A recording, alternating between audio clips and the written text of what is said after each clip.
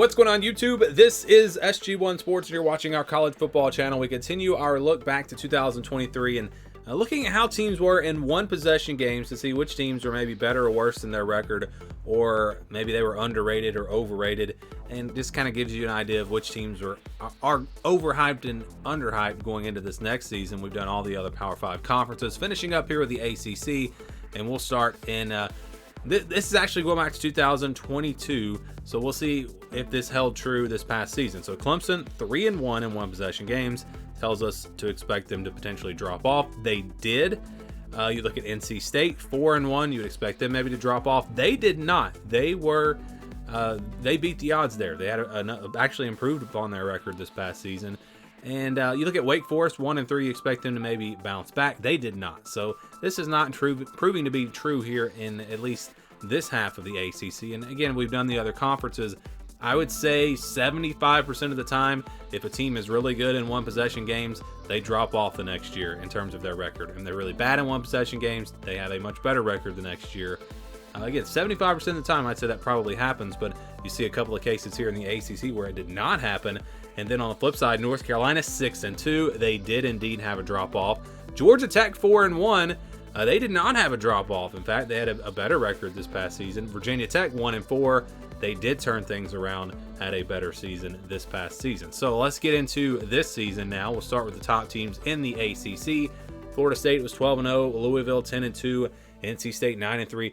So this is based off of conference standings. That's why you see Georgia Tech and Virginia Tech ahead of Clemson and Duke, even though they were just 6-6 overall. But how are these teams in one-score games? Florida State was 3-0.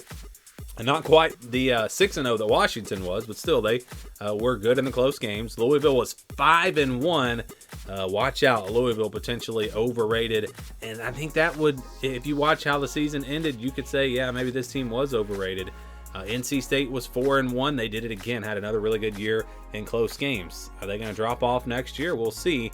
Georgia Tech was 2-2. Virginia Tech 0-3. So once again, they struggled in the close games, but they were still able to improve their record. Can they take that next step? Could Virginia Tech maybe be an 8-4 type team next year? Clemson was 2-3, and Duke was 1-3. You would say maybe Duke could bounce back next year, but it's obviously going to be hard. They're going to have a lot of roster turnover, new coach, and all that. And of course, there's always different variables that go into this. If these teams won all of their one possession games, Florida State still would have been 12-0. Louisville would have been 11-1. That one loss coming to Kentucky in a one-score game. NC State would have been 10-2. Georgia Tech could have been 8-4. Virginia Tech 9-3. And you see that ceiling for Clemson. They could have been 11-1. And I think most people would say that Clemson was probably the second best team in the ACC, despite only going 8-4. They just lost some close games. Duke could have been 8-4. If these teams had lost all their one-score games, Florida State would have been 9-3. Would not even have been in the playoff conversation. Louisville would have been 5-7. NC State 5-7. Georgia Tech 4-8. Virginia Tech 6-6. Clemson and Duke also 6-6. And if these teams had split their one possession games, then Florida State would have had 10.5 wins. Louisville just 8-4. And you could say maybe that's the true record that truly shows how good these teams were. NC State would have been 7.5 and 4.5. Georgia Tech 6-6. Virginia Tech 7.5 wins. Clemson 8.5. And I just said you can make the argument that Clemson was really the second best team in the ACC. Well, based off of that record, if they had split their one-score games, they would have been number 2, and then Duke would have been 8-4. So let's look now at the other half of the ACC. You see their records here. How were these teams in one-possession games? North Carolina was 2-2. Boston College 5-3. They had a really good year in the close game. Had a lot of close games, 8 of them. Miami was 2-3. Syracuse 1-1. Pitt 1-2. Virginia 2-5. With a young quarterback, watch out for Virginia next year. They might turn things around. And then Wake Forest was 2-3. Really a disappointing year for the Demon Deacons. You go and look at how these teams would have finished if they had won all their one-score games. What was their best case scenario? Well, North Carolina and Boston College could have been 9-3. Miami 10-2. Watch out for the Hurricanes. I'm telling you, they've got talent if they can put it together. Syracuse at 7-5. Pittsburgh 5-7. Virginia could have been 8-4. Could have been a much different year for them. And then Wake Forest, they could have been 7-5. You look at that number for Pitt, their best case scenario 5-7. And if you go back to the preseason, I said I had a feeling that either NC State or Pittsburgh, one of those two teams, was going to have a really down year, and it proved to be Pittsburgh. All right, if these teams had lost all their one-score games, North Carolina would have been 5-7. Boston College, you talk about a big turn all the way up to 9-3, or how about all the way down to 1-11? That's a huge difference there. Miami 5-7, Syracuse 5-7, Pittsburgh 2-10, Virginia 1-11, and Wake Forest 2-10.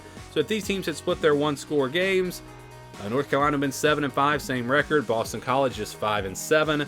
You look at Miami, could have had 7.5 wins. Syracuse 6-6, Pittsburgh only 3.5 wins. Virginia and Wake Forest at 4.5. But again, when you look at these numbers, if you're looking for a team to maybe drop off, maybe that's Boston College. A team to maybe surprise and have a turnaround, maybe Virginia. Maybe the Cavaliers can make a bowl game next year. We shall see. But again, this is just a look at how teams were in one-score games. Does it mean anything? Yes. Does it mean everything? No. And again, you can take some away from this, but there are so many different factors that go into this. But just some trends to watch as we head into 2024. Give me your thoughts on the ACC and all this down in the comments below.